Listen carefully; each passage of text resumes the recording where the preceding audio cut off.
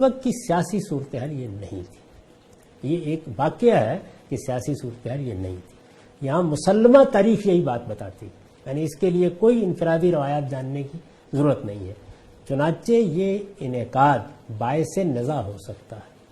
دیکھیے میں جو بات کہہ رہا ہوں وہ کیا ہے، آج میں ایک رائے قائم کر سکتا ہوں کہ یہ بالکل درست ہوا،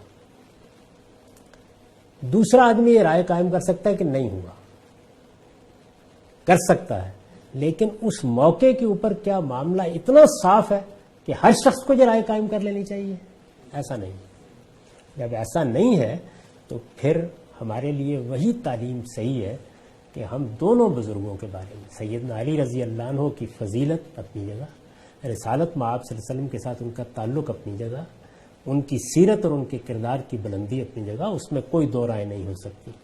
لیکن سیدنا امیر معاویہ کے اقدام کو بھی سراسر غلط قرار دینا ممکن نہیں.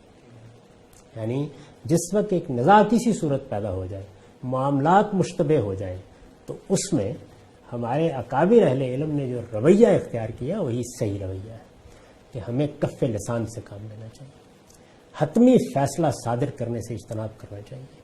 ایک نزاعی صورتحال پیدا ہو گئی ہے، اس نزاعی صورتحال میں ایک کو اپنے تجزیے کے لحاظ سے حق پر مان کر دوسرے کے بارے میں فیصلہ نہیں سنانا چاہیے. مان لینا چاہیے کہ صورتحال اتنی واضح نہیں تھی جس میں سیدنا علی بھی چونکہ ایک پرانی روایت پر کھڑے ہیں تو یہ حق رکھتے ہیں کہ ایک تعبیر کریں معاملے کی اور یہ کہیں کہ میری خلافت اسی طرح منعقد ہوئی ہے جس طرح کے پہلوں کی ہوئی تھی.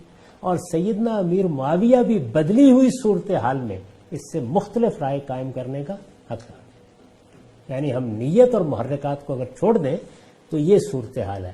اس ہوا میں ہم کوئی حتمی رائے دے کر ایک فریق کے ساتھ کھڑے ہونے کی کوشش نہیں کریں.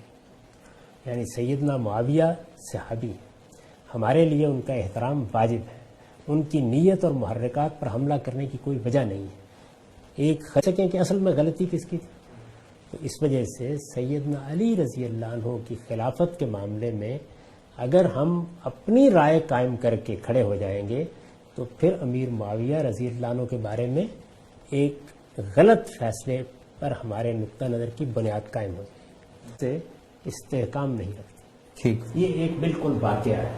اس لیے جب یہ واقعہ ہے تو ایک نزاعی صورتحال کے دوسرے فریق کے بارے میں مجھے یا آپ کو کوئی حق نہیں ہے کہ ہم اس کی نیت طے کریں، اس کے محرکات طے کریں.